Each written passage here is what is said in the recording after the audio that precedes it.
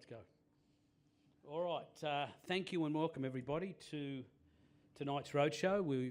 As you're all well aware, we've given some notice around the roadshows we want to run across the country. It'll be a regular of the HRV calendar with board members and members of the management team to get out and talk to the industry. And it's important that these are opportunities to give you an overview of where we're at today, how we got here, where we want to be. But importantly for us as a board, as a management, we want to hear from you too. So we are in a challenging time. There's no doubt about where we are today. Matt Isaacs, our CEO, will give you an overview of where that is. But the board and the management team are determined to work through this. The discussion tonight, I want to be respectful. We had 50 people last night in Mildura on a whole lot of issues, which were fantastic. We did it in a respectful way. And we want to be able to come out of these sessions with some things that we can action in a way that continues to grow the sport.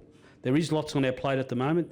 Harness Racing Victoria's gone through enormous change, and you've seen that change happen over the last 2 years. But they are an opportunity to have a conversation about the challenges and the opportunities ahead of us. Tonight we've got our board here, Dennis Bice, Judy Rothicker and John Doherty. Can you three please stand up so we all know who the directors are? So John Doherty, Dennis Bice and Judy. You know most of them, all of them. And there'll be a further 2 appointments made by the government in the next couple of months. We've also got our senior team here, led by Matt Isaacs as CEO, Glenn Lee as Chief Commercial Officer, Elise Droninis, our Chief Financial Officer, and Reece Harrison, Head of Integrity. So tonight's the opportunity where we can talk to you about a whole bunch of issues, and our team are looking forward to that. Inflation, as I said, inflation and financial pressures are needed to drive... Oh. I'm a novice at this, driving slideshows. But we are prepared to embrace change. And with change comes, not everyone's going to agree. We will share with you some of the things we want to do and some of the things we've got in train today. But there is a hard road ahead. But I'm passionate about harness racing. I love the sport. And I've taken this job on to make some change, to grow the wagering turnover, to grow the economic benefit, to put more owners in the sport. But the board and the management can't do that on its own. It's got to do that with the collective efforts of the clubs and the participants, and we're looking forward to doing that. Matt, can I ask you to come up now, please? And please welcome Matt Isaacs, our CEO. He's going to step us through the next 15 minutes of the conversation, and then we'd like it open to the floor. Really important to get your feedback today. We do appreciate you coming out tonight. I appreciate you up early in the morning. You've spent a long day. But thanks for your time, and we look forward to engaging with you over the next hour and a half, and hope you get something out of it. Thank you. Thanks, Matt.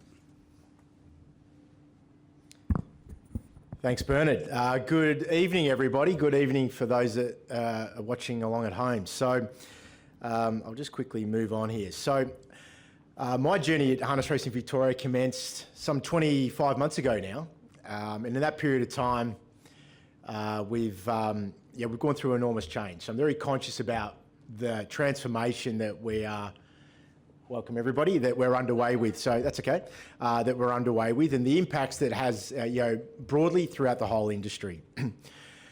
I think since we've been in place, I think just to probably take everybody back a step, about March 2023, a month into the job, I come to the conclusion, or come to realise, that we had a financial forecast, a financial position for the financial year, which would have been the FY24 year.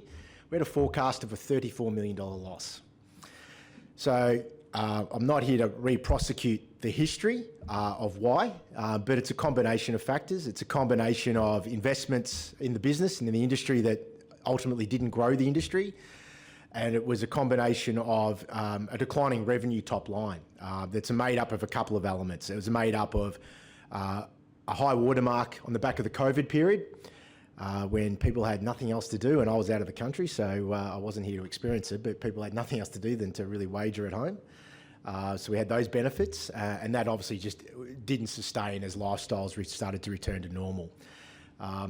So as we started to normalise, that hole opened up, and we've had to correct that. And I'm really conscious that that has impact. I'm not going to stand up here and apologise for that impact, because the one objective that has been entrusted in myself via the board and the government is what we call Project Zero, is to return harness racing back to a zero loss government statutory body, because about the same time that we found out where we're at financially, we'd also come to understand that government statutory bodies were being asked by the Victorian government to live within their means. And that didn't matter if it was Harness Racing Victoria or Greyhound Racing Victoria or the State Library of Victoria. Everybody was being treated the same. So, and on the graph here on the left, and I'm not going to do death by PowerPoint tonight, but in 2017 or 2015-17, you start to see in the red line, which is our revenue,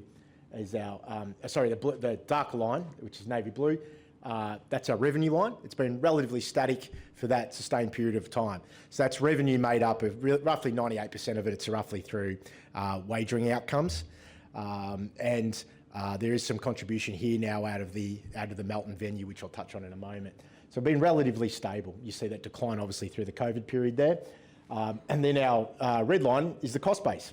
So that's expenses. So that's both combination of prize money, which had some significant injections since about 2016-17, and additionally, investments in HRV, whether it's Trots Vision, whether it was roles to support initiatives, and that ultimately didn't deliver the growth that we expected.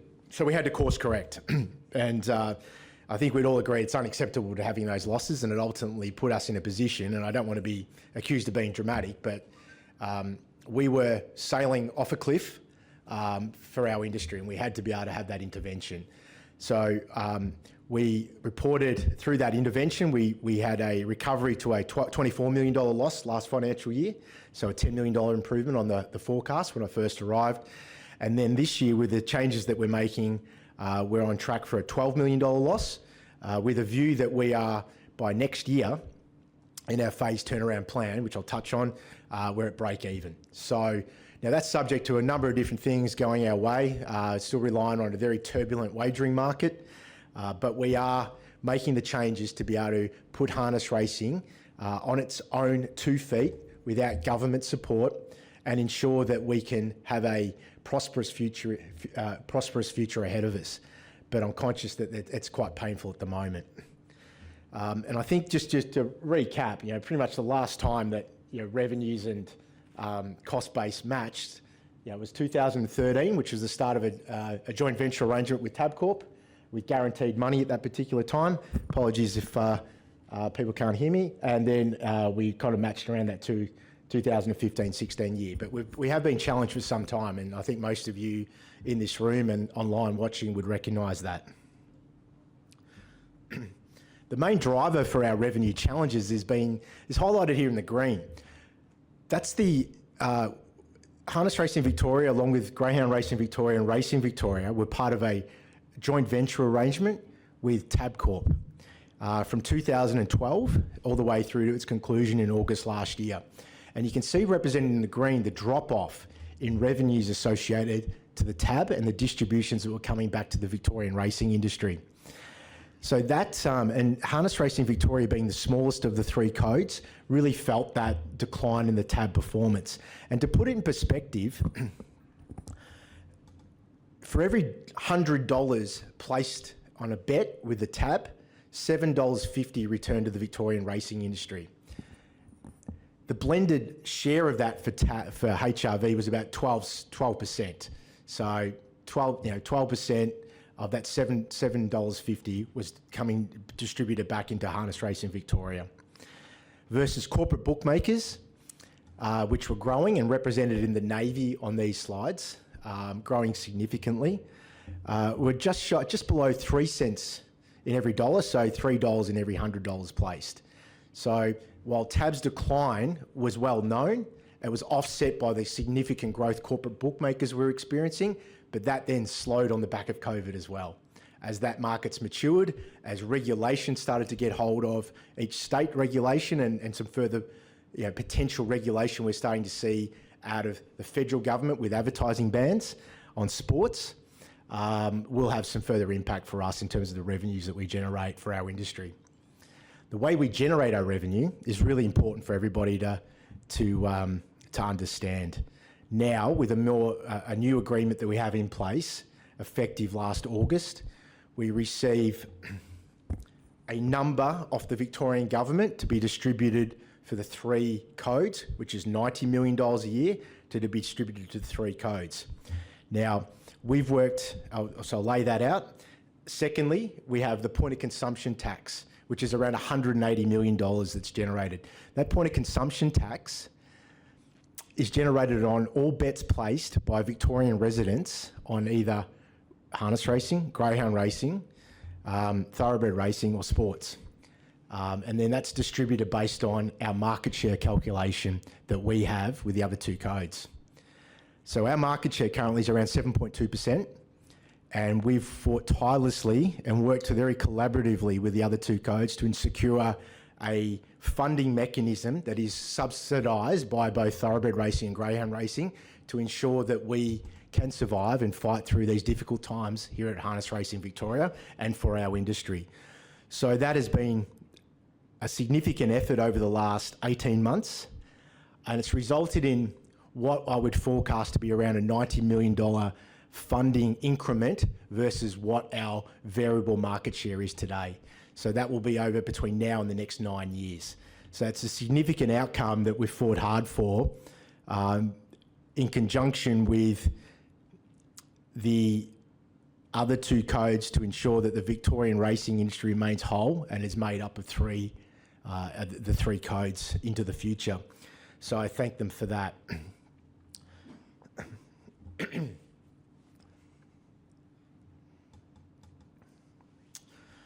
But importantly, what we've delivered over the last 24 months is essentially $22 million in either revenue initiatives or cost out initiatives. Now, I'm conscious I stand in front of everybody here, and a big part of our cost out has been prize money, because prize money was making up some 66% of our overall expenditure.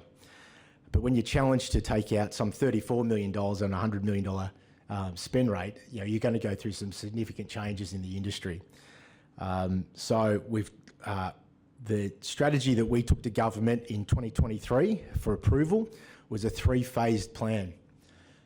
That phase plan is highlighted here. We're kind of coming to the end of stage 2, which will put us in a position of that $12 million loss by the end of this financial year that I touched on, with the view that the additional changes in phase 3 next year will get us back to break even. Was supported knowing full well that we needed to do it in a staggered, progressive way, because a big seismic change initially, my concern was, would put our industry into an unrecoverable tailspin. It would ultimately mean there wouldn't be the resources to be able to put the show on, and there wouldn't be the prize money to support ownership, to support the broader supply chain that exists within harness racing here in Victoria.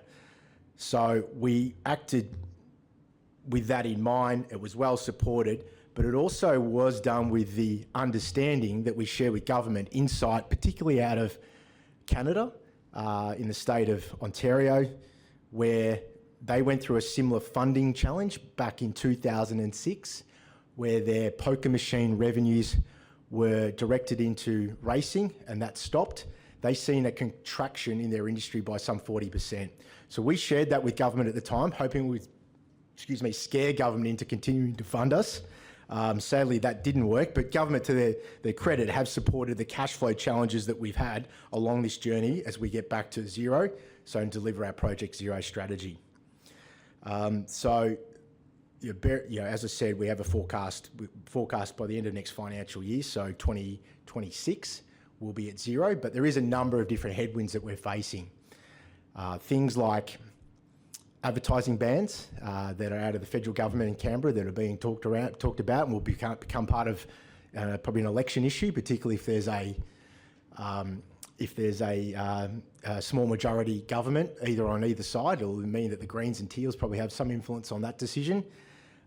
will mean that advertising bans happen on sport, and hopefully we can defend that of racing for our corporate bookmakers, because we are very reliant on bets placed on sport for the funding of our industry, not just what's bet on harness racing.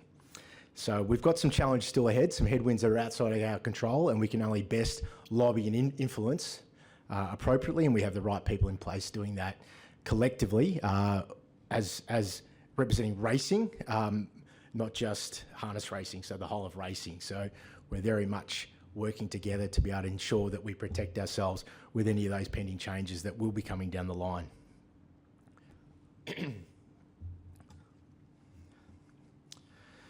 So a couple of things that we have done. We reshaped the racing calendar, where we race, when we race, the locations we race at, is probably the only lever we have to help influence the revenue outcome. And I'm going to refer to it as product. I'm not being disrespectful, but the product that we provide, the racing product that we provide to bet on for our wagering service providers. So there was a lot of work done last year, and it was a data-led initiative to ensure that we could maximise our racing program to ensure that the revenues we generate through betting are maximised and flow back into the industry. Now that has some impact, and there's some learnings that we've taken out of that because we didn't get it all right, but we got the majority of it right. So we're going through the next iteration of that now. That'll be worked back with the clubs over the coming weeks, and we'll continue to prioritise, revenue, wagering, the welfare of our horses, the welfare of our participants with travel, and hopefully allow not just cost cutting at HRV, but also ensure that participants don't have to travel as far and can keep their costs down as well. We transitioned the joint venture, the Victorian Racing Industry Agreement that I touched on, some incremental $90 million above what our variable market share would indicate that we were privileged to have. So that is incredibly important for the survival of harness racing, that we have a similar level of funding to what we had for the prior 10 years. We reprioritised Melton, so this particular venue, which I'm going to call that Gale down the back, the work that we did over the last 18 months here, for the 15 years preceding, it only had a positive contribution to harness racing here in Victoria once in 15 years. And last year it was just shy of $1 million in contribution to the Victorian racing, to harness racing here in Victoria. We're continuing to build on that this year. So there's been a hell of a lot of work done on the cost base, the gaming mix on the gaming floor. We made investments into a gaming refresh, staffing levels. So we continue to have that focus, because you can turn hospitality initiatives around pretty quickly. So we focused on that with great intent through 2023 and into 2024, and the results have delivered. So the combination of profit contribution and also the rent that's payable back to HRV is in excess of $1.5 million now, versus that of some $750,000 only historically, because it wasn't making a profit contribution, as I touched on. We've worked with Tabcorp and by extension Sky Racing to modernise what is a archaic 20-year vision arrangement that we had in place with Tabcorp. So if you take your minds back, some 20 years ago, the iPhone wasn't invented. We'd never heard of a thing called apps, and betting was placed at the pub on a Saturday afternoon via the EBT, if you're lucky to find one in some venues. So it was a very different way that people utilised the technology and consumed the vision of our product. That now is embedded into apps, so you can watch your race live in an app, and we now get a small percentage of value back for betting on harness racing in the Sportsbet app, the Tab app, and other providers from Sky Channel, whereas we didn't have that in the past. And Glenn, correct me if I'm wrong, it's kind of approximately about $3 million a year in incremental revenues. Would that be right?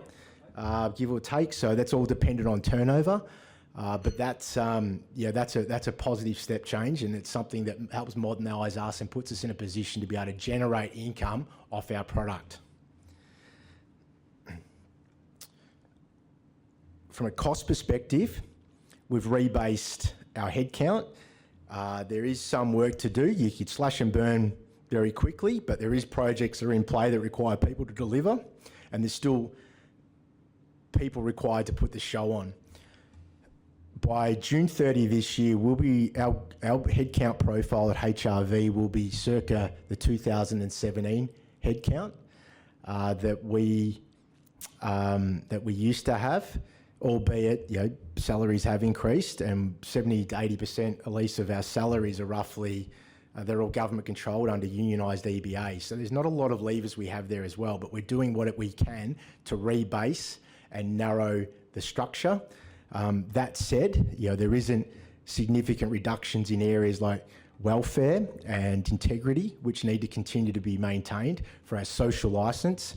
And there's some levers that are also outside of our control when we're managing the business, because both Bernard and I indirectly report to the Victorian Racing Integrity Board on all matters of integrity, so we have to comply with the expectations that they have of us as well. So, but we have continued to look at ways that we can deliver our integrity and welfare offering more cost effectively, and Reece, who many of you will know, has done a remarkable job of looking at that, and we'll continue to refine that. We have looked at all of our existing agreements that we've had in place, whether that's ambulance all the way through to a big one that we're finalising at the moment, which is our outside broadcast agreement. We are targeting $1 million a year in cost savings there, and we're in a position in the coming weeks to announce what that will look like. But our outside broadcast agreement, for those that may not know, is the way that the images are captured at all of our 28 racetracks, captured and then transmitted to Sky Channel to put on their TV. So Sky don't take the imagery, HRV funds that. We capture that through a third-party provider, and then that's sent up to Frenchs Forest in Sydney for distribution via satellite out. So we have worked through what is been an historical 15-year agreement. We've had an open tender process, and we're targeting $1 million in cost savings there. Additionally, part of that program of work is looking at opportunities to better package up and tell a better, more presentable story and a more engaging story of our product to punters. Because I'm very conscious, and the board's very conscious, that while we'll save ourselves to a point to get back to Project Zero, but we have to start thinking about ways we drive revenue to be able to grow this sport and grow relevance into the future. So this essentially sums up just that revenue chat and the cost-based chat. I don't want to labour too much on it, but we are addressing, as you can see there in the red, significant reprofile of the cost base at Harness Racing Victoria. But our next job is starting to prepare everybody, not just at HRV, but everybody in our industry, for the fight that we have ahead of us to recover relevance and to be able to grow revenues into the future. Because we do have a battle. We do have a battle out there. We have a battle for the hearts and minds of people. We are a relatively small component of the racing industry, and we need to recover our relevance. And that's going to be something that I can't do alone, and the team can't do alone. We're going to have to do that together. So it's everything from the way we package up the sport, the way we behave, the way that we where we race, the tracks we race at, and how we work with our wagering service providers to better engage punters. And just one example of what we did over the last 12 months with that is that here at Melton on a Saturday night, for those that, Joey, Ants, you guys all know this, that a lot of our free-for-all races were brought earlier into the race program, which is a very untraditional way to look at it. But our view was we wanted to extend the punting afternoon on a Saturday afternoon of thoroughbred meetings, which is some 10 to 15 times bigger on a Saturday than we are on a Saturday night. If we can extend them into our key races, we would be able to re-engage what is a lost audience to harness racing. And that worked. And we had I think 6 of our top 10 races last year were races through winter that were linked to that strategy. So there is some significant green shoots for us, but we've just got to work harder. We've got to do things differently, and we've got to continue to look for those opportunities to re-engage our sport. And part of rediscovering relevance for us is exploring a return to Moonee Valley. But before I touch on that, it's really about how do we set up the harness racing's future for a sustainable future, and what are the enablers of that? We have an asset here at Melton that was a masterstroke some 20 odd years ago buying it. Well done, Bernard. And it's worked for us, it's given us a home, but I think this asset as a footprint in time will become too valuable for us not to look at how we utilise this differently, to turn this into a liquid asset to help fund investment into the future of our sport. So part of that is we're exploring the Moonee Valley option. Back in October last year, we were invited by the Moonee Valley chairman to look at an option to return harness racing back to Moonee Valley. It's fair to say it's a little bit more than a marriage of convenience, but we are united as a board and executive about the options that potentially provides us, albeit we need to navigate that appropriately through the financial asks that they have, and we'll touch on that later in the presentation. I think, Bert, it might be best coming from you. But we're navigating that quite seriously. We're highly engaged, and importantly, we have a proposal to government that would ultimately unlock some value, allow us to exit Melton in its entirety potentially, and have a future fund that allows us to invest back into the sport for its long term. So we can start moving out of this challenge that we're dealing with. We'd have a significant funding mechanism to be able to make investments into our sport, whether that's training centres, engaging the next group of trainers and drivers into our category, etc. We need to reinvigorate our racing products. So I think that's going to be a big part of tonight. There's always challenges. I don't pretend that we always get it right, but we're continuing to keep trying to find what that right mix is. We need to keep minimising our costs. We need to maximise the impact of broadcasting, which I touched on. And we are actively working with Sportsbet, who has sponsored the AG Hunter Cup and the Victoria Cup before that. We are, if you like, we've had 2 dates with them. We're trying to romance them into a wagering sponsorship. And I think we're in a position by Wednesday that we might be going steady. So we're in a good position there with those guys, because they're starting to see the value that harness racing could provide them. And for us, they have a younger audience, they have a huge sports following, and how we can tap into that with their assets is really critical for us. So they're the key things we're looking at there. Now, this slide, we just talked about Moonee Valley, so this is quite confidential, this one. It's stamped up there. This is just a bit of a artist rendering of the proposal at Moonee Valley. For those that don't know, the track's been reorientated, so the existing stand gets demolished at the end of their carnival later in the year. The track will be reorientated, and where you see the stands here, in the right-hand stands, their member stand. So on the right-hand side, and the left-hand side is what they're calling the clubhouse, which will be made up of where legends and things are now. It'll have a hotel. The precinct is a very connected precinct to the broader community. It will provide opportunities. That's going to run down Wilson Street, so there's a whole change there. It is exciting. It will be world class, and there's a impression of how we would fit within there. And we have worked closely with their team to ensure that the existing dynamics of Melton fit there. We can't have a bigger track. That would probably make it unfeasible for us to be there with a bigger track, and I'm not too sure bigger tracks promote better racing.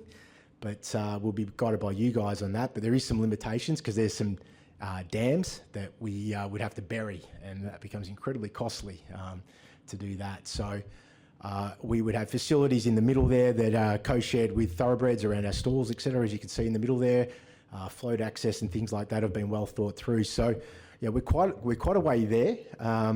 The feasibility of it works, providing we can secure the government support that the board and a board and the executive have worked through, and the strategy that we've pitched to government, and we're working with government to find a way we get a yes, essentially. But it's not a yes at all costs on behalf of us. So we need to do that and be fiscally responsible, because the main reason to move to Moonee Valley would be also to ensure that this asset could then fund our future, and not just a future of moving to Moonee Valley. So, and I'll ask Bernard to speak to that a little bit more in a moment. I'll just skip over that.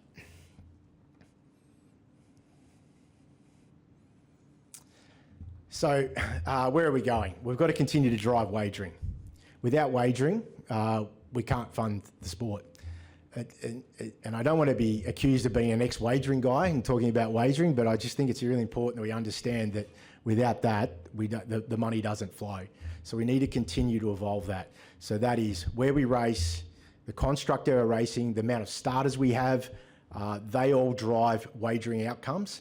As an example, the move from 6 to, Glenn, correct me on this, 6 to 8 starters, roughly 15% differential in turnover, and 6 to 10 starters, 25, I think, from memory. So, that makes a fundamental difference. So bigger fields drive value back to our industry. We need to continue to deliver the operational efficiencies that I've touched on. That's not going to stop, and that's a focus that any executive, any board should have. And we have that. We've had that in the business for the last 24 months, and we'll continue to have that, because I've never worked in a business that has never had that. And we need to lead in participation and welfare. So we need to ensure that the expectations of the community are understood around welfare, and we need to ensure that the integrity way we behave is building trust, particularly in punters out there, so they bet on our sport. So that needs to continue to happen. But we've got a number of considerations that we want to touch on now. We're not looking necessarily for answers, and we want to move as quick as possible from this presentation into dialogue. But we want to reinvigorate the summer carnival. I think New South Wales have done some great stuff that we were really interested when they presented to us around their initiatives around insured promotions, utilising bands to re-engage audiences back to clubs and things like that, so create other events and other reasons to visit. We want to continue to look at that ourselves. We want to explore slot racing, and not slot racing at the more premium level that everybody defaults to. We've had this idea for some time, is that we want to have slot racing more a localised community slot racing event. So I'm just going to use Swan Hill as an example, who's going to be one of hopefully our pilots. We could attract local businesses to be involved in slot races for a very small amount, get more businesses involved, get the community involved, and all of a sudden you could turn the Swan Hill Pacing Cup from a $35,000 race into a $85,000 race quite quickly. So there's ways that we can do that, and then it drives that connection to the community. We want to reshape Breeders' Crown. That has progressively been lost as each state has started to build their versions of Vicbred into each of the individual states. We need to figure out what role Breeders' Crown's going to play. And I certainly don't have the answers on all of that, neither does the team. We're looking to work with and acquire with HRA's support, the Australian Derby and Australian Oaks here at Melbourne. And we need to evolve the rating system. And I know that conversation would quite quickly go here tonight, but the rating system is only national if everybody has the same rule set, and not everybody does. And that is difficult. Victoria's been very pure in its implementation, but there's huge gaps. And last year, there was some work done on that late last year. We asked HRA to hit pause on its implementation so we could appropriately work that through with the appropriate stakeholders, because I think we certainly need to get that right. But in saying that, we've got some changes that'll be quickly announced around 2- and 3-year-old concessions that'll be out in the next couple of weeks as well. And as Bernard touched on, I think we've been we've been drinking from the fire hose. We haven't had a lot of chance to do anything other than probably just get the business back back on track and deal with what we need to deal with. We're starting to transition out of that now with the ability to start re-engaging, have better conversations around what the future holds, and collaborate on what that is. So really that out of the box thinking is somebody's going to have a good idea here tonight, and we're all ears. So. We look forward to continuing that dialogue. I'm going to hand over to Bernard, and somehow we're going to facilitate questions. And if there's anything, Bernard, you want to add around the valley, or do you want to stand here?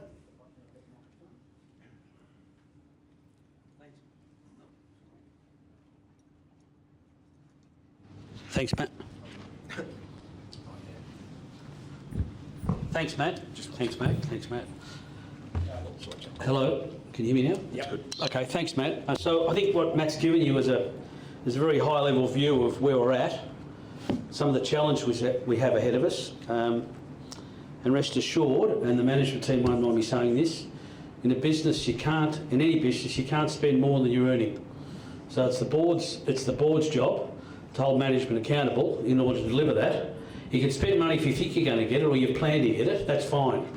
But we've had to go through this process over the last 2 years to reset the base of the HRV costs and also to find what I call a new starting point. So rest assured, the board and the management team are focused on a laser focus around the costs. So with that in mind, I'd like to open it now to the floor with some questions or clarifications or rumours. They all came last night in Mildura. There were rumours we answered. There were negativity, and I don't mind that, but I don't mind ideas, good ideas, but I want it done respectfully, and I think that's important. We've got a lot of good people in this room, have been around a long time in harness racing. I want to make sure the decisions the board make into the future are the right ones for the longevity and the sustainability of the sport. Really important. But the reality is, some of the models we've got, as I said in Mildura last night, the club model is broken. Right, the club model running 26 tracks at 26 clubs, funding 26 clubs individually, the membership model's broken. Now, I'm not standing here today saying I've got the answer. But what I do want to do with the board, the management team, and the team here, we'll take on ideas. We need to grow wagering turnover. We need to grow numbers of people who are owning horses. That'll help us get out and get going. We've got fantastic assets in our drivers, our trainers, our tracks. We just got to use all that to drive a better economic return. So it's not, as Matt said before, there's been an enormous job done to date, but we've only just started. And you can challenge us and we'll challenge you where we can come together collectively to drive a better outcome. I don't want to sit here in 12 months' time and think we've just filled the chairs up. That's not us. And I don't want it to be.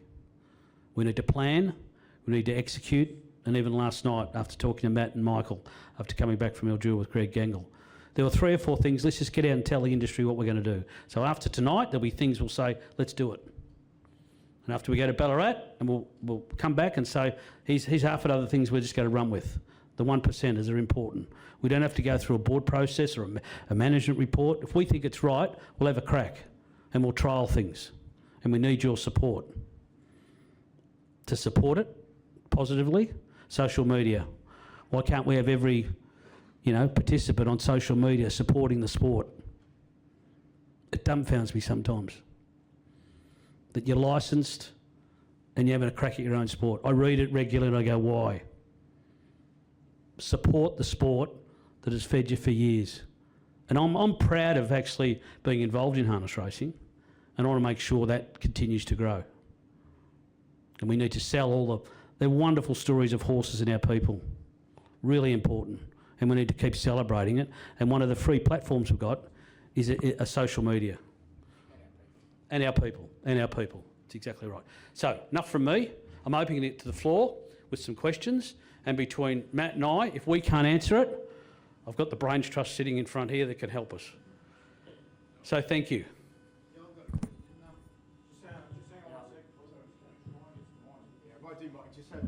Yeah, so yeah.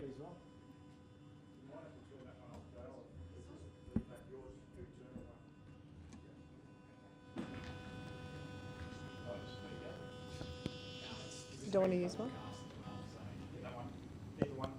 Mine's off. Do you want it on? Who had the question? Sorry. Is it going? Yeah, no, you have to talk loud, but it's so that people at home can hear you. All right, my question is that we've got an asset here at Melton, and if we did go to Moonee Valley, would we sell the complete whole of our asset? Whereas, and then if we went to Moonee Valley, we really wouldn't own that asset. Well, you might say we have some money, But If we don't go to Moonee Valley, we've still got this asset.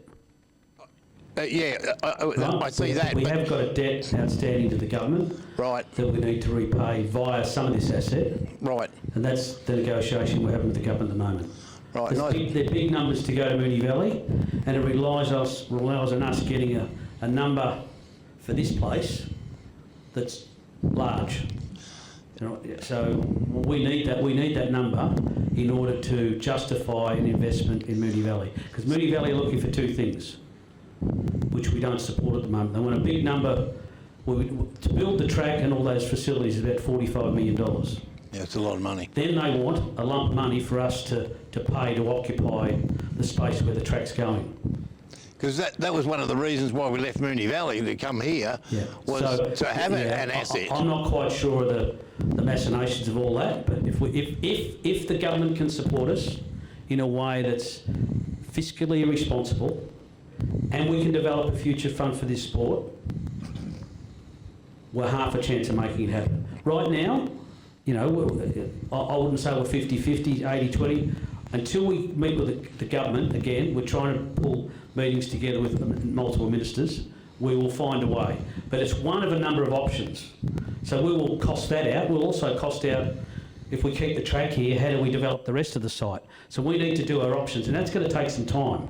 That might take a year or 18 months to understand what are the 5 or 6 options to realise the capital value of this place. So have you already sold off that corner block over there where Yep. No, we haven't sold that. So the question was, have we sold off the what's called the Abbey Road block? Right.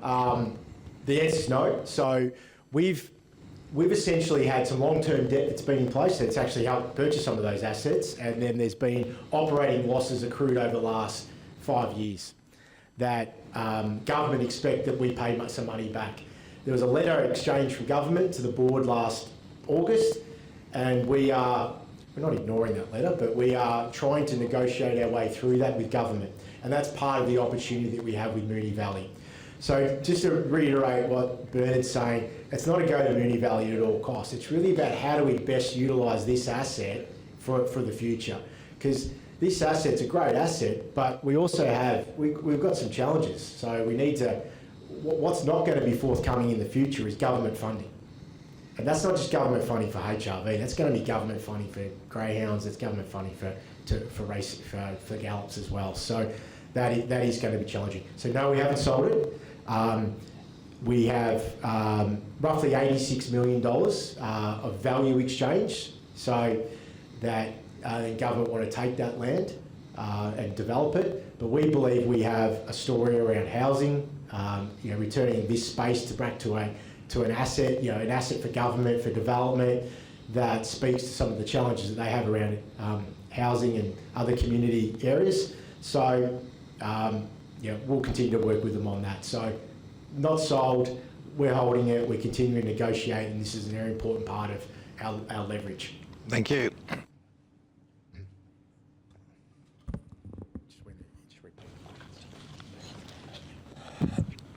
First part of the question, Matt, when you where we're at, you had stage 1 admin 4, stage 2 admin 7.3, stage 3 admin 3.9. What does that mean? That's a good question. So the question was in the different phases with admin. So that'll be a combination of headcount, so people. It'll be a combination of things like I touched on the outside broadcast agreement. So that's roughly a $3 million a year cost to be able to acquire the pitches from 28 racetracks to be able to broadcast to Sky. So they're all admin costs. It is the cost of swabs, the cost of all those types of things. So they're a big bucket of the cost to put the show on. So there is a little bit more complexity to HRV than probably what the participants see. It's club funding. So there's some $6 million a year funding 28 race clubs. Sorry, 27, not including this one. So, it's making sure that we're looking at every cost line and that we're making the right decisions around that. Now, sadly, that's been 95% of my time focused on that since I've been here addressing that, but it's also doing it in the right cadence, so the right speed that we deliver that. So there's a number of projects that are underway that need to be closed out. And a lot of those projects are relying on people and making sure that with a business like HRV, there's a lot of tribal knowledge that exists within the business as well. The wrong change could mean that races aren't on. So it could be that drastic, because we actually are a pretty small team. So, and we're getting smaller, but it's looking at everything. It's our insurance costs, which go through the roof year on year on year. So an impact of, say, what happened in Las Vegas with their fires has a global impact on insurance premiums. So there's all those sorts of challenges that we need to continue to navigate. So admin's probably pretty much the whole bucket of everything. Okay, so when we came here 20 years ago from Moonee Valley, we had an asset in Moonee Ponds where we sold that asset to contribute to the building here. One of the things that was interesting is we've got an asset here, but our administration went somewhere else. So I don't know if that was forward thinking or not enough thinking. The other situation, one of the reasons we came out to Melton, because the foresight was the demographics of Melbourne will grow this way. We can see all the buildings. So the population of Melbourne is actually moving west, where we are now. We must utilise this a lot better. This area is all growing, and other facilities here. However, before Christmas, we were racing at Melton 3 times a week. Now we're racing at Geelong every Friday. I don't know if that's for cost cutting or what. But if you look at the square like Cranbourne did, went there the other day, and there was a cultural function there for 4 weeks where that facility raised a lot of money for the Cranbourne Club. I mean, it's all right to go there, but we came here for a reason.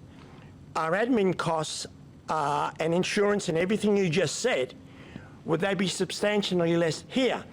And the thing that we all get frustrated as participants, when you ring the office now to speak to one of the departments, that person is working from home, and the more you cannot leave your number there because it just goes blank. When that person was in the office, you go to the secretary, you leave your number and they get back to you. So society, I mean, I worked in the public service for a long time, now I'm for a multinational company. Everything changes. Yeah, gotcha. I understand the point. So I won't repeat that because there was a lot.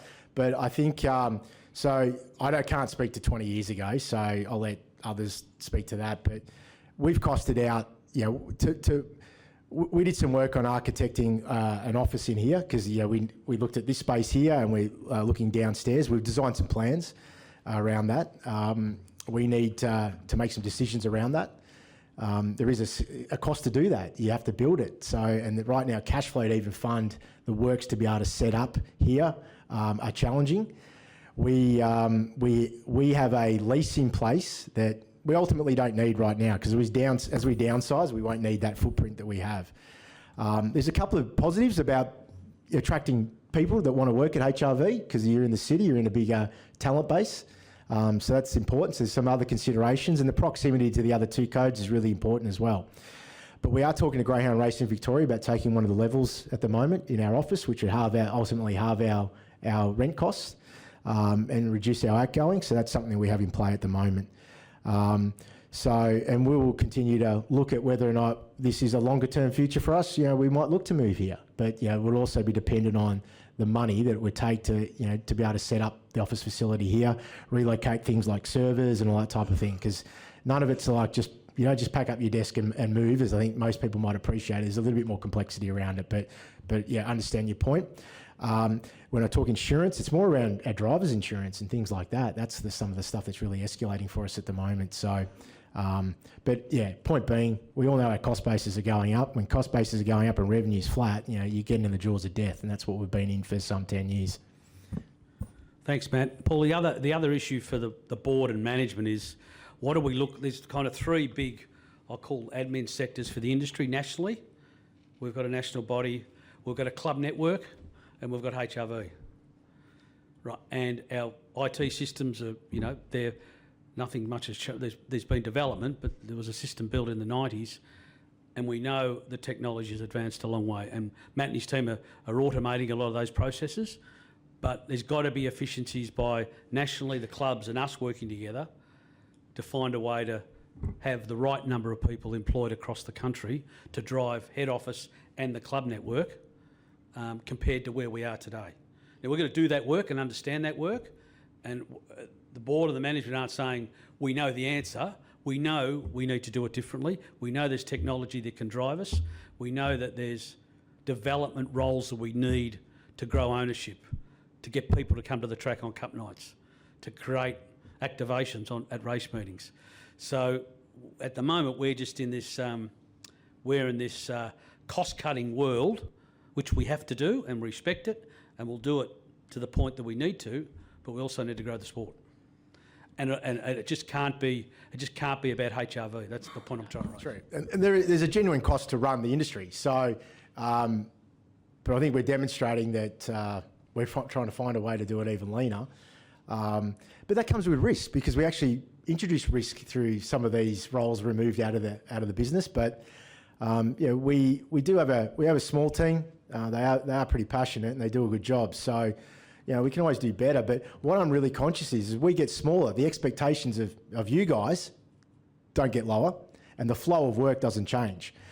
So we have to be able to do it and manage through that. So it's not just about cutting, it's about managing where that work goes and how it gets done, because it doesn't go away. Thanks, Matt. Next question, please. For the opportunity to speak on a couple of points. So I've been listening to your presentation. Appreciate that. Just wanted to talk about three things that I think might help the industry, and I think this will bring back quite a bit of revenue. The first one is you've got to have a product that people can trust in any business, and I'm sure we'd all agree with that. And I think harness racing over the last 10 to 20 years has been maybe clouded a little bit by some of the goings on that punters believe actually occurs in racing. Now, we know there's an integrity unit, and that's fantastic. One of the first things that I would do is to improve the way that it's perceived by the public, is to invest in integrity. And I'll tell you a little bit about what I think about that, or as a solution. One is there needs to be more sporadic yard investigations. So in other words, making sure that there's random checks that, people are doing the right thing by their horses and also by the industry. When people are found guilty, and I think this is something that really reverberates in the community, they're often, I believe, not given the penalties that they should be given. For example, let's a horse has been found to have an arsenic, elevated arsenic level or whatever in its blood. Trainer says, it chewed on the fence, okay, etc. They get 1 month. You know what? People know about these things in the public, and they actually say, well, why would I have a punt on an it's not honest and it's not upfront? So I believe if a person is found guilty, they need to be charged, and they need for that, and the perception in the public will then be a lot more favourable. That's one thing. Second thing, the racing itself. It's a great industry. We love it. We love our harness. But I believe that over the last probably, maybe 2 or 3 years, some of the racing that people love, for example, stand-start racing, has been reduced dramatically. Talk about the Hunter Cup, for example. Used to be a fantastic race where you had people off handicaps or horses off handicaps. That gave the punter an amazing ability. Think about the race beforehand, work out the ratings and punt. Now that there's no stand start on that major event, people don't bother investing because they think, you know what, if there's a $1.50 favourite that's a champion, goes to the lead, it's probably going to win anyway. So you want a little bit more randomness there by keeping those stand start racing going. Third point, Moonee Valley. I used to go to Moonee Valley a lot. I can't see any reason to go back to it. You've got a good facility here at Melton. Okay, talked about the growth corridor, absolutely agree, 100%. But the second thing about that is you've got to think of ways of actually getting people to come to Melton. One of the great things that you did a couple of years ago is you had the group run racing on the New Year's Eve Cup with the fireworks. You had great family people there. For some reason, those races were taken away. The crowds are reduced. So you've got to think about good racing, got to think about events to support it. That'll bring the people in. But most importantly, integrity is the key. Thanks. Great, very well articulated questions or statements, so thanks for that. I might do integrity last because I'm going to ask Reece to speak to that.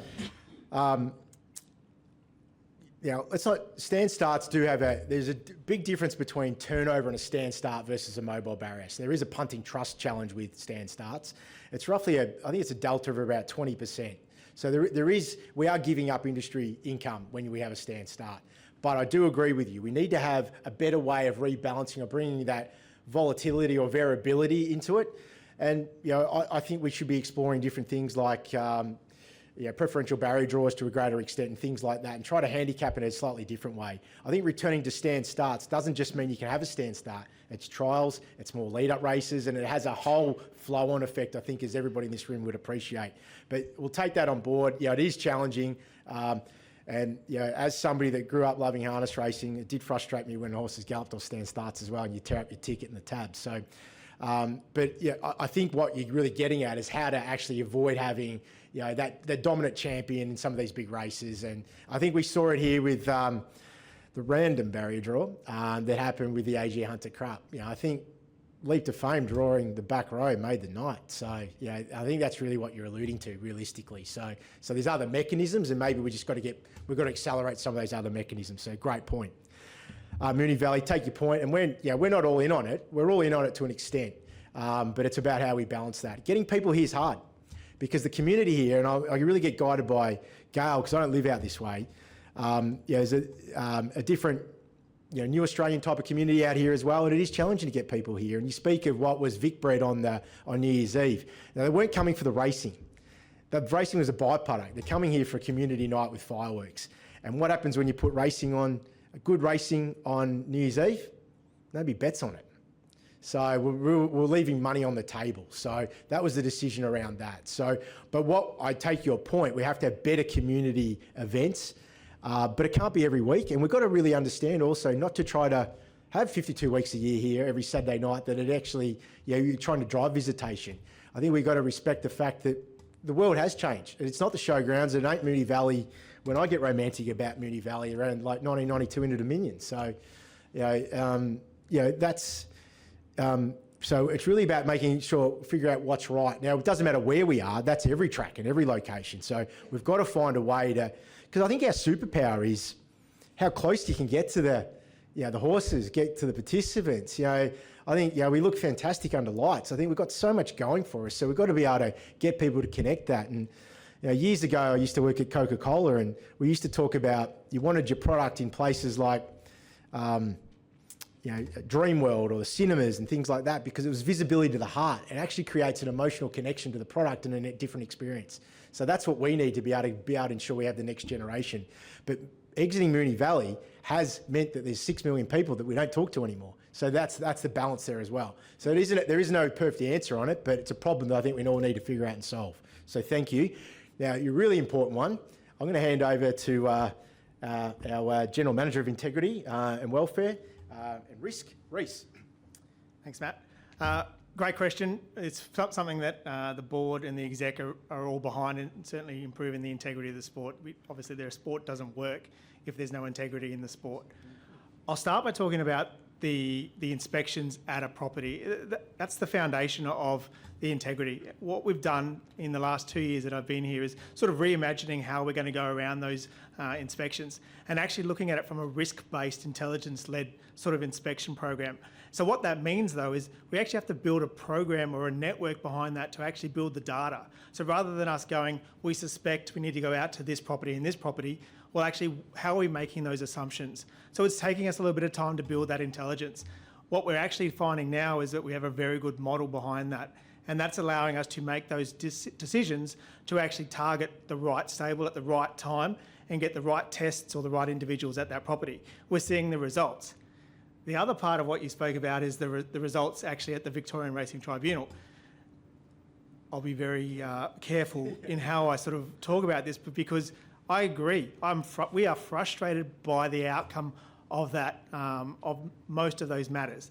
And what we've seen over the last 5 to 7 years is a bit of a watering down of the penalties being handed down, because it's being a little bit normalised in terms of the penalty. Okay, it's the 10th arsenic, last person got a $5,000 fine. This person had a better record than the last person, so I'll give them a $4,000 fine. But that doesn't resonate. That undermines the integrity of the sport, and it undermines the actual penalty that should be imposed. There's no deterrent. So what we're doing, we're working with the other codes. Racing Victoria and Greyhound Racing, they're taking some of those offences away from the tribunal and saying, we're going to make those decisions in-house. If the owner or the trainer wants to appeal that decision, they can go to the VRT as a second chance. But our first attempt is, let's bring it back in and have our stewards make the decision and hopefully reset the penalty guidelines, which is an important step. That's a really long answer to say, I hear what you're saying, and we need to do a lot more work in that space to actually improve the integrity of the sport. The flip side is, it's also on you as the participants. You have to be invested in the integrity of the sport as well. So if you think that, or know or believe that somebody else is doing something inappropriate, it's on you to come forward and report that and make that disclosure to integrity, and we'll treat it confidentially and we'll go and look at that property. On 100% of the time, if we get a report that someone's doing something wrong, we'll go to that property. And so if you know, and just have a conversation with whoever it is at the stable going, so-and-so's done something, I saw them, but don't tell us, you're not helping. You want to help the industry, report the matters, and we'll deal with it appropriately. Thanks. Three good questions, thank you. Sorry, I was actually going to ask Reece a question while he was up there. Never mind. You're not getting away that lightly, mate. Come on, up you come. What else done? And I hope you don't mind, I've got actually a few different questions tonight, but just around the integrity issues. When trainers are suspended for whatever the reason could be, for an extended amount of time, have you noticed at all that some of them end up putting all of their horses into their partner's name and the horses don't shift, the facility doesn't shift, nothing effectively changes? Can you justify why that happens and what's being done about it? I can. So just for those in the room, the question is around an individual could be suspended or disqualified, and what they might do is try to reduce the risk of that penalty and put it in their partner's name or somebody who's training at the same premises. There has been a matter last year, a prominent stable had a similar thing where they transferred some horses. We have made a number of changes to our policies to actually to reduce that from ever occurring. But what I would say is that the VRT made a very strong decision and took a very strong stance as to what took place in that instance. So what I mean by that is, when you exercise your right to appeal a decision made at the VRT, you also get an opportunity to apply for a stay. And in the same instance, the VRT takes the view that if you're given a stay, then there is no prohibition on you to transfer your horses, which means no offences have been committed, you have the right to transfer your horses. HRV took the position that we didn't agree with that and we challenged it, and unfortunately the VRT formed their view and now we have to live with that. What we have done though to change some of our policies and change the racing rules themselves is to close some of those gaps, and hopefully we've eliminated that from occurring again. Actually, I'm very confident we've eliminated that from occurring again. And what's the policy position at HRV around board members and even employees, even as high as the CEO, in having shares in horses, owning them either outright or in partnership or in syndicates, whatever the case may be? What's the policy there? Because I've noticed in years gone by where certain board members, even the chairman of the organisation was even a shareholder in horses. I'm not sure that really helps the perception in the industry when it comes to the general public. Yeah. What's your policy position on that? So look, there are a number of policies that talk to those I call them rights. We have a conflict of interest policy, and we also have a number of declarations that need to be made. What I would talk about that point though is that HRV takes a very strong stance in the approach to the integrity of the sport. If you're a board member or if you're a CEO, you actually don't have the ability to affect the outcome of the race. So that would be my starting point, is that Matt and our board don't dictate to how our stewards will read a race and will enforce the rules. They don't dictate to how the stewards or how the racing team will panel and do their racing. So there's very limited ability for them to affect the outcome of the race, which is the integrity mechanism behind the conflicts of interest and the betting declarations and so on. The other part is, I'll talk from a other side of it, is that as a sport, we want invested individuals coming to the board. We want CEOs. We want individuals who are invested in the best outcomes for the sport. You don't want it's the best position to have us, those who are invested in the sport, would be my view. But I'll let Matt talk to them. I might just jump in on that as well. So there is some very clear policies around this, as Reece has touched on. As an example, I'm not allowed to have any share of ownership. And I do not have, I'm just going to declare that right here, right now, I do not have any ownership of any horse. I'm not allowed to. I know there's been examples in the past, and I'm well aware of that. And I think that's the right thing to do. Now, that as a direct line through the racing team is the same. Albeit, we've had some historical things where they've come into the organisation and we've had to put the right risks and management controls around that have been signed off by the board. But I do agree with, and so then let me just cover off the betting side of it as well. Anybody associated in the racing team is not allowed to place bets on harness racing, me included. And we annually declare all of our accounts, and they are audited.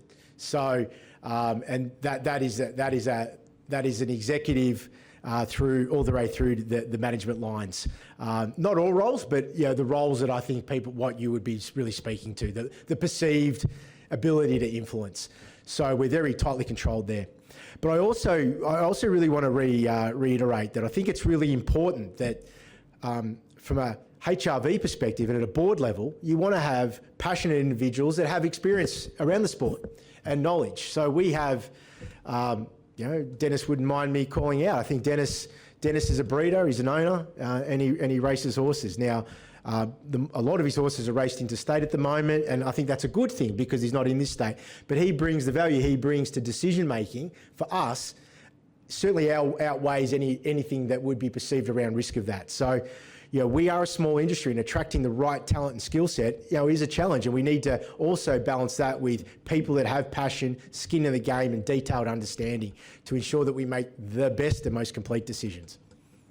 Fair enough. Can I just switch now to the issue of clubs? Now, I think you mentioned 28 clubs. I think Bernard might have said 26, but I think it's 28, last count I had.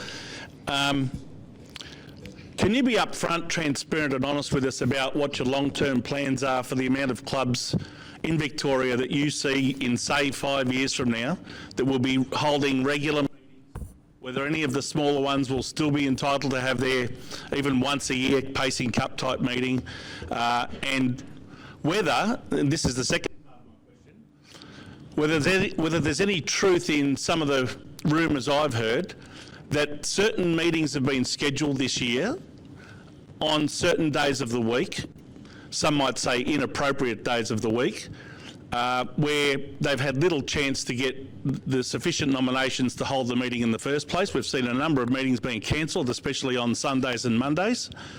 And is this being done in some way deliberately to make things hard for a lot of those smaller clubs? So what's the long-term strategy generally for the clubs? Yeah, so there's about 4 different ways we're going to answer that. I'm going to get Glenn to give us a detailed view, but from a board perspective, we're running too many race meetings today, right? There's 440 race meetings that we've programmed, and we'll end up running 3 out of 410, and that's still too many. So I'll tell you tonight, there'll be 52 less race meetings next year. Right? Because we haven't got the horse population. Now, how we then execute that across our venues and clubs is what the team are working through at the moment. But there will be 52 less race meetings. We've talked to Sky about how we do that. Now, I want to be clear here. The venues and clubs I see as two different things. That clubs race at venues, but we need to make sure we maximise a wagering return from where we race. So what the board has agreed with management is that 90% of the race meetings will be at the tracks that generate the most turnover, because that's what pays us. I believe the clubs, every club's got a role to play in this business. Talked before about a broken club model. Clubs, how do we extract and involve volunteers for the region? How do we build ownerships in the region? How do we build the once-a-year club that can race at a venue and celebrate harness racing? We saw that at Charlton on the weekend. How do we grow the Charlton model? How do we get Birchip going? How do we get Swan Hill going? So there is an answer there, but we'll take the first step in taking our 52 race meetings. 90% of 90% of those meetings that are left will be at the major venues, and the clubs will get the opportunity at their venues to race there once or twice a year, and then we'll take stock of that. Now, I'm not saying that is the answer. We'll monitor the horse population, but we've got to be realistic of where we're at. Now, Glenn, do you want to come up? Yeah, can I just add, and I'll get Glenn. Yeah. What did I miss? No, you were great. Well done. I think, I'm on record last year when we went through some of these changes that, and I said tonight, we don't have a lot of levers. And one of our key levers is where we race and when we race. We've got to balance that with the right connection to community, and that's important. I grew up in the country. I get how important it is. So we've got to get that right versus how we grow our way out of it. So I'm not saying we have that right today. We made the first steps towards that last year, and we've got another iteration going. We published and we've worked closely with the kindred bodies around feedback around the principles that lead to the design of our programming, which have never been had in the past. The only probably principle is, and with the greatest respect, it was everybody had a lick of the ice cream type of strategy. It doesn't work. So we have to change it. We have to give ourselves the best chance.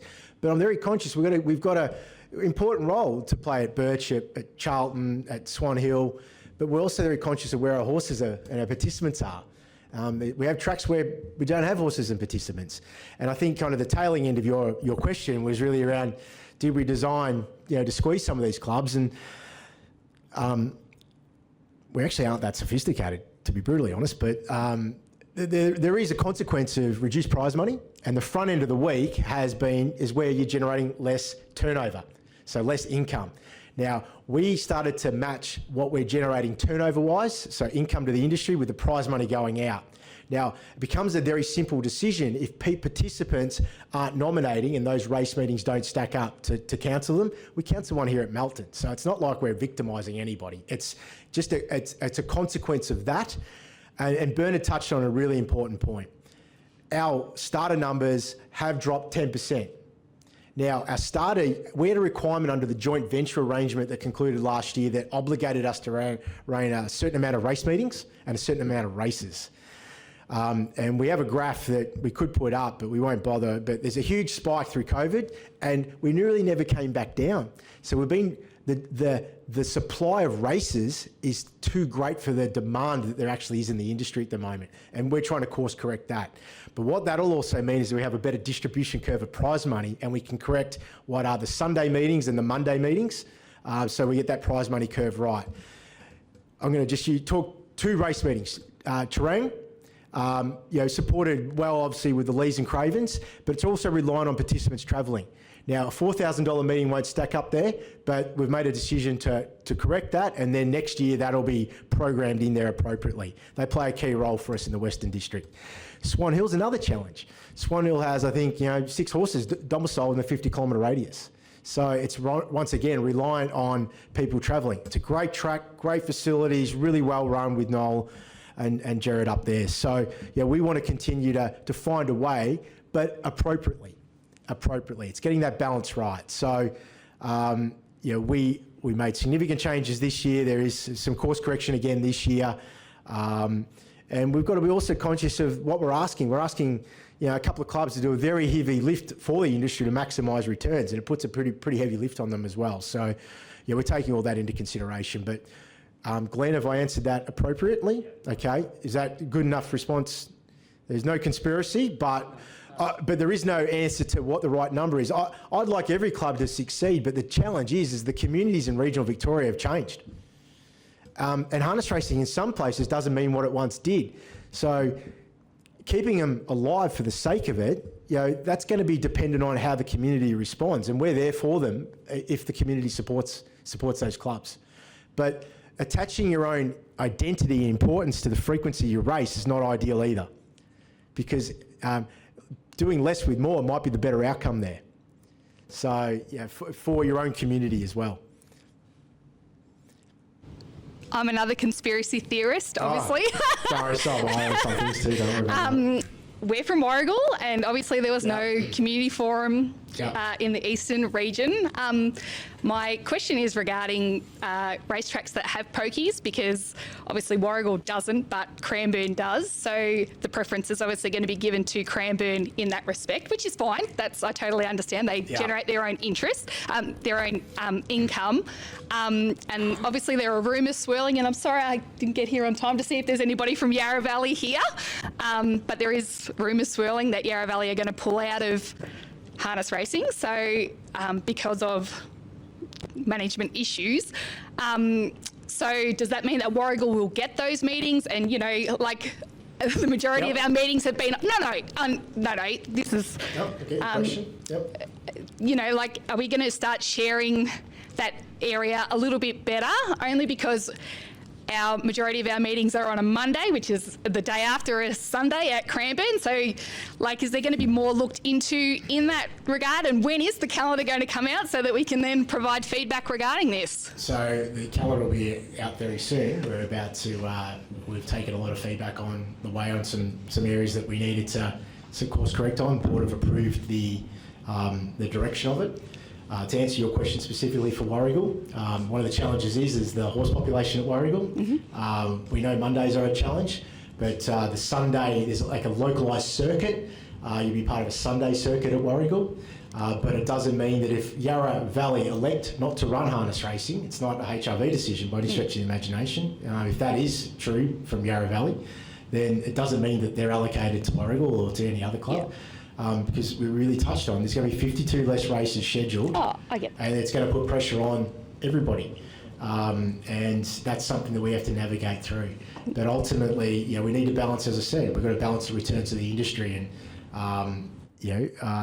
I very much encourage clubs to, once again, not attach the identity to how many times you raced. Whatever the number is, do it incredibly well and do it the best for the industry and best for your local community. Yeah, and Cranbourne has lights. And, I know that the gaming thing, and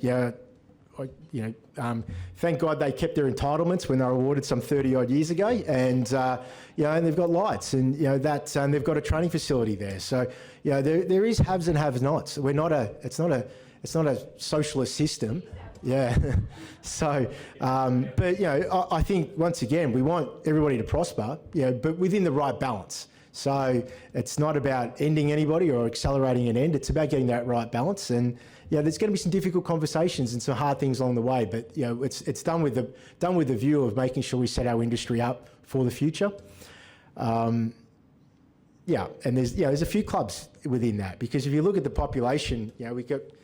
One thing we have built out is an incredible data capability, and we can put up here right now. We can show you the hotspots of where everybody lives, how many horses are in work over the last 100 days, and how many have raced, and it's very evident where you need to race as a result. So, with diesel going north of $2, and there's a lot of challenges, and our prize money returns are coming down, but at least we can play a little role there of making sure we're not asking people to travel for travel's sake. I think it's important, and we should also be conscious that. We've got a lot of, we've got a lot of participants on the road. So there are other things that, not our decisions to make, but we're just trying to design that to be a little bit more efficiently. Yes, when this establishment was built like 20 years ago, there was a lot of mention about a training facility supposed to be established here, which would attract new stable hands, trainers. You know what I mean? If it ever does come to the conclusion that you do move to the valley, well, there's not going to be any training establishment there. You won't be able to, it'll go out of the question. Yeah. So have you thought about a training establishment here, like something like the model that they've got at Cranbourne, or? Great question. So the question's around, initially, and I think this was initially planned to be more of a workhorse for the industry and training facility than it was to be our headquarters, I think, from memory. But around training facilities, I think that the value of this land here will be far too valuable. There's other areas that we could establish training facilities in a very localised area. If we were to exit, that would free up funds to make those investments. Right now, we don't have the available funds to be able to invest into training establishments. But I'm very conscious, for us to build a future, we need to be able to have pathways of people to join the sport. But we need to be able to fund them. We've also got I'm not going to, I know Ginger's over here, so Bacchus Marsh, we've got Bacchus Marsh as a facility. We've got Bolan. So there's other areas too that might become better cost-effective areas to be able to establish a localised training facility here in Melton. But that also goes for the broader communities. We need to be able to design that. We've seen opportunistic clubs develop that. To the credit to Shepherd and Cranbourne, Charlton, I'm probably missing somebody along the way there, so my apologies. But looked at developing other revenue streams. We need to master plan that. And that's going to be really important, but that has to be done with the appropriate funding. Now, government will play a role in those types of funding initiatives, but I think what we need to do first and foremost is be able to demonstrate to government, in particular Treasury, that we can stand on our own 2 feet. And I think initiatives like that will be better supported. So the answer is it won't be built here at Melton, but it could be built just slightly further out and utilise some of the existing tracks that we have around the country, because around country Victoria. I think we've got 27 race clubs that are active, plus here, this is not a race club, but it is a track.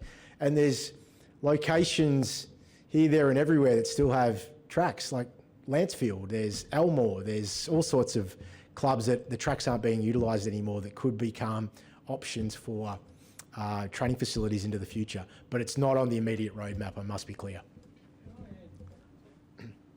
Ginger.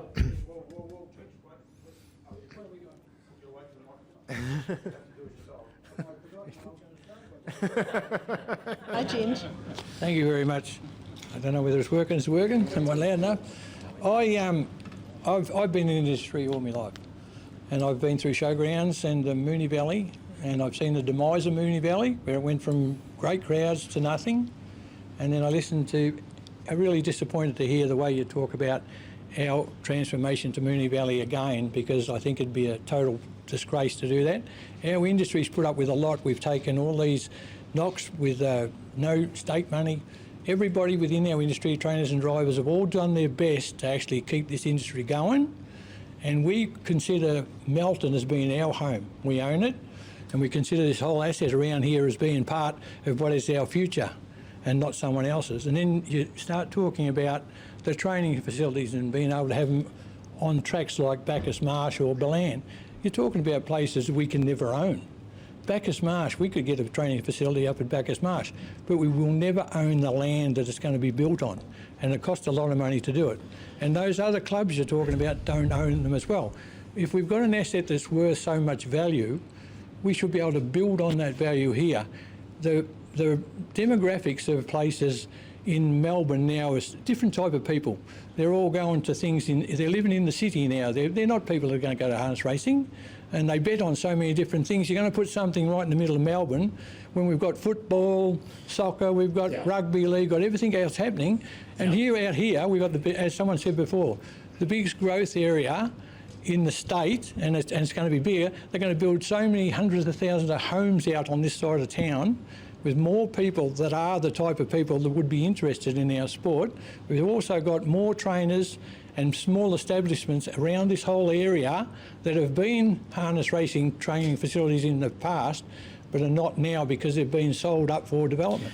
So we haven't gone to Moonee Valley yet, and there's just Ginge, let me, I know it's a statement more than a question, but there's a lot to work through there. And really the deal we've got in government is for government to fund us in there. So yeah, that's really what we've put to government. So, which is a huge ask, but we've put a pretty good proposal there. Now, let's just wait and see. But I'll take your statement on board, and I know Bernard's hearing that. So, but there might also be a time that this is just far too valuable for us not to turn into something to be able to support the industry into the future. Because what I want to make that statement again, there is no more money coming from government. Government. What happens then? There is no more money. Now, what I'll say that is that our bosses are broke. That's the reality. So, well, if we're sitting on an asset that's worth so much money, this land's worth so much money. $200 million. Yep. Yeah, and if the government want to take it off us and offer us a fig leaf or something to go to Moonee Valley as part of the Moonee Valley establishment that we had before, it can never go back to the way it was. Just forget about Moonee Valley for a second. Well, you can't. We can't. we could generate, let's say it's 200 million. You get I'm just going to do easy math here. 10% return on that per year. It's $20 million more funding that we can put back into the industry just on that capital base. I'm not saying we're going to go and do it, but these are conversations that we'll continue to have with the industry. But an enabler, and I think a metro base would be somewhat important. But I think what you're hearing is trying to have that. Would you go to Moonee Valley if you could stay here? Stay here as well and have Moonee Valley. Is that something you would do? Yeah, yeah. I think I just want to reiterate, people change, clubs change, and part of the deal with a Moonee Valley is Moonee Valley, we're not a tenant. They are the club. That'll become Moonee Valley Racing and Harness Club. So that will be enshrined in their constitutional rights. We're getting way ahead of ourselves. So I think we have a lot to work out there, and ultimately I think it's important that the board and the executive hear those views. Take your point, Ginge. Thank you. I think we've got time for a couple more questions. So two more. Yep. Yeah, I'd just like to talk about the asset where you're thinking of moving to Moonee Valley. Have you ever given any consideration to selling this asset and lease back? So sell the asset, lease it back on long term. There may be an investor developer that will even set up a training complex or something like that on the premises. There definitely is an option. I won't speak to all of it. I think before the Moonee Valley option come about, we had a key initiative for this year was to work on what a master plan for here could look like. We have land, we have a car park out here that gets used like a cathedral built to use on Easter Sunday type of thing. How could this become retail and other things? We've got area around the track that could be built out. So there is an opportunity here to be able to maximise this asset, but we have to go through the assessment of what's going to be best for the industry, and for all of the industry, not just here, but exactly right. That's been parked a little bit because the Moonee Valley thing did come our way and we've had to devote a lot of our energies to that, but we are starting to pick that back up again because I am a betting man, not on harness racing, but a betting man. And we're asking a hell of a lot of government to do this. And basically we're trying to do it without spending $1 of our own money. Well, that's what I thought. If you was to sell the asset off, it would pay the debt, and then you're in the opportunity of then going into the black instead of trying to work a red off. And from there on, anything can happen. None of the we've got choices, but none of them are easy choices, and they're big problems for us to solve collectively. Well, and ultimately the board, the executive and the board make it the best decision on the balance for the future of harness racing, and we're still some way away from a decision point. So, but we'll continue to keep everybody updated. Yep, that's right. Thank you. I'm just conscious I've got Lee. Did you have a question, David? Is there anything? I just come from. I've only been in. I've only been in the industry a couple of years, but I come from sort of a unique. I have the opportunity to look forward, not back. So I don't know what happened 20 years ago. So I commend you for your presentation and understand the concept. Everyone talks here about growth corridors. So I'm in an industry where I know about the growth corridors, and believe me, Melton's not in the top 5 in relation to growth corridors. It's a lot out southwest, and it depends on demographics and socio-economic reasons. So I understand what you're saying there, and I believe that you're right to at least explore a move to Moonee Valley. That's just a statement, so well done on that point, and I really understood what you were saying. The second thing is way that we can modernise the industry, and I have access to an industry, say Champion Data, a statistics industry, and what they do is provide a service in the streaming outlets, because let's face it, everyone that's probably not in this room does everything on their phone these days. And so why do Moonee Valley at the moment have 7,000 to 9,000 people on a Friday night? Every night you can't get in the joint. So what are they doing? So do we look at, or are you looking at stuff in relation to live streaming, say, heart race of horses, speeds of horses, live streaming that, all that type of information that the younger crowd looks at and will attract them to the industry to come and watch. So what are we doing in relation to industries like that that are really prominent at the moment? Like Champion Data presented to the Great Britain thoroughbred industry in relation to producing a product to them. Have we spoken to industries like that to produce a product that modernises what we can show these young people and get those 5,000 crowds a couple of things really quick on to this our response. industry, regardless of where we're situated. That's a long thing for me to repeat back, but essentially, how do we utilise data to help engage audience? I think the key thing for us there is it's really about creating a punting audience.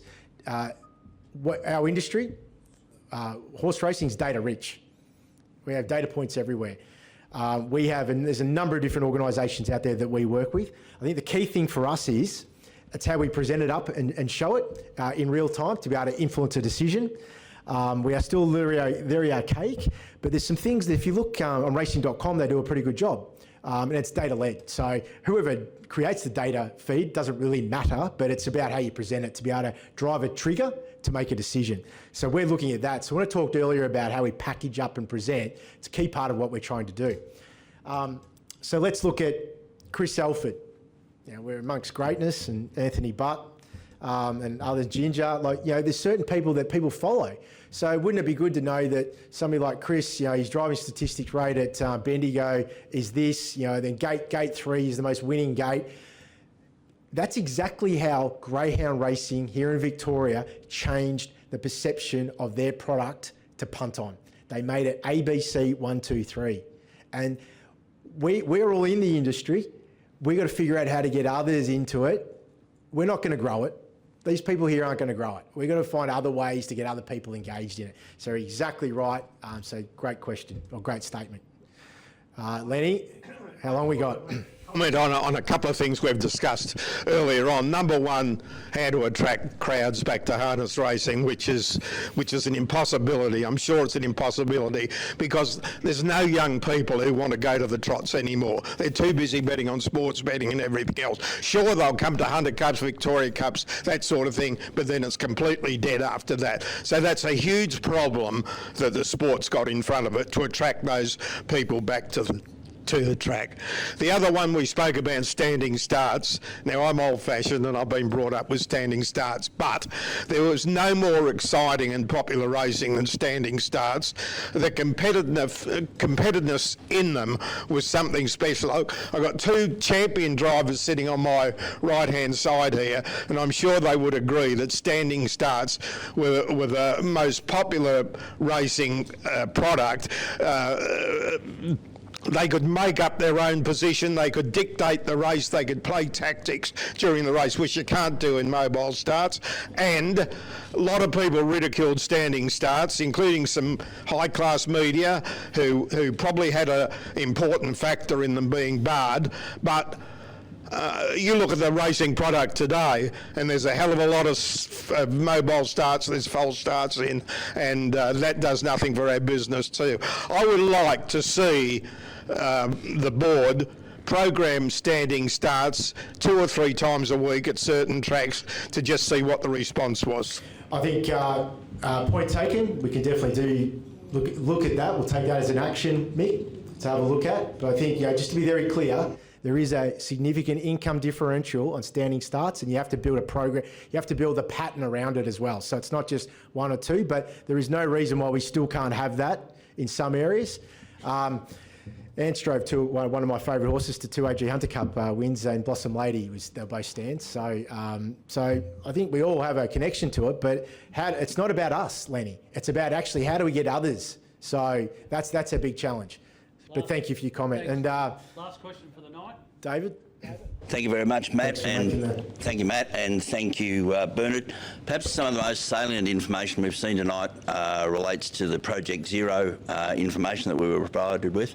As my understanding that we'll be aiming to, or our aspiration is to be at zero for FY26. That's right. So just for everybody's benefit, that's not the end of this financial year. I understand that. Yep. The stage 3 of that of the Project Zero plan didn't have mention of any further adjustment to stakes. I'm correct in that understanding? No, you did say correct, yes. Yeah, and Bernard made an assertion that we'll race potentially 52 less meetings this year. Is there therefore the potential for stakes per race to actually increase in the coming year? Good question. So the stake money won't change, but if we're racing less, there'll be less income. So that'll be, what we don't earn will be offset, so it won't be available. But what we will do is the Wednesday afternoon meeting, if Wednesday is the day that we choose to move away from, and there's some reasons for that. It's very heavily populated thoroughbred-wise. We are getting squeezed and we don't get the appropriate lead-in time, and we get moved a lot to Sky 2. Which ultimately halves our income when we're on Sky 2, more so programmed on Sky 2 than just being pushed there. We've got to move the Wednesday afternoon prize money profile to Monday afternoon and Monday evening. So essentially we will be running for more at the start of the week than what we are currently today, David. Aspirationally, can we assume that we are looking at least at stakes per race being at levels that they are at the moment or marginally higher? I'm not going to stand up here and guarantee anything, because there's one thing that is very variable, is how much money comes through the top of the funnel. But one thing I want to make very clear is we are determined to protect. The thing that fixes everything is prize money, but it's a derivative of how much money we earn. So we had a profile of 66% of our 60% of our expenditure on our revenues generated was prize money. Now, there's never been enough money in harness racing. We all probably agree with that. So I think that now if we benchmark ourselves to the other two codes here in Victoria that have the same funding mechanisms, they were around 50, 51%. So we had to make that course correction. We were spending money that we just didn't have on prize money as well. There was a big acceleration of that, and it didn't have the ability to fund it. So as difficult as it is, that corrections needed to happen. But the other thing is we actually are over racing, and that has cost. That has operational cost. Programming out one half a day of racing is forecast to save operationally about $1 million at least from memory. So for harness racing, so that helps us get back. Now that will help, get that demand profile, supply and demand profile curve right, which helps and allows us then to move some prize money to the front end of the week and balance that better. So we will, our number one priority is to make sure that we preserve and protect stake money where we can and the income for the industry. But it's all variable. It's a variable revenue line, and I think everybody respects the fact I'm not going to make any promises up here, but we want to do everything we can to protect it. Thanks. Okay. Thanks, Matt. Okay. Well, I've enjoyed that. I think Matt enjoyed it too, and I think the team that the rest of the management team we've learnt a lot tonight, and I appreciate the opportunity. You've been open and frank, and that's what we're about. So. Just on behalf of the board and the HRV team here tonight, thanks for coming. We've got some sandwiches and some cakes or whatever we've got over there. Come and enjoy a chat, and I appreciate the passion in the room. And as we learn things, we will share those things with you. We'll have other rolling roadshows across the country from time to time to open up dialogue and have the conversations. Hard conversations and good conversations. But thanks for coming and thanks for all your support of harness racing.